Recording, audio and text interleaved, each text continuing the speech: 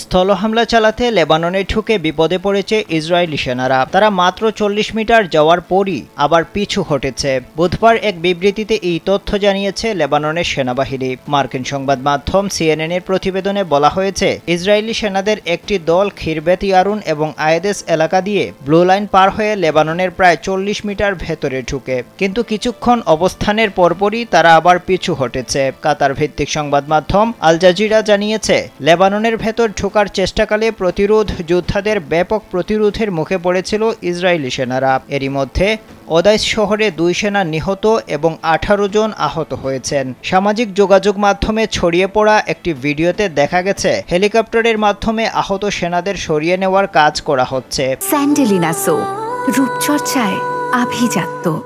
আহত ওই সেনাদের হেলিকপ্টারের মাধ্যমে হাইফার কাছে নিয়ে যাওয়া হয়, যেখানে অসংখ্য অ্যাম্বুলেন্স অপেক্ষা করছিল। এছাড়া একই সময় ওই এলাকায় 3টি হাসপাতালকে প্রস্তুত থাকার নির্দেশ দেওয়া হয়। এ বিষয়ে জানতে ইসরায়েলি প্রতিরক্ষা বাহিনী IDF এর সঙ্গে যোগাযোগ করেছিল মার্কিন সংবাদ মাধ্যম CNN, তবে তারা কোনো মন্তব্য করতে রাজি হয়নি। IDF অবশ্য একটি ছবি প্রকাশ করেছে। ছবিটি যাচাই বাছাই করে CNN নিশ্চিত হয়েছে এটি দক্ষিণ লেবানন থেকে তোলা।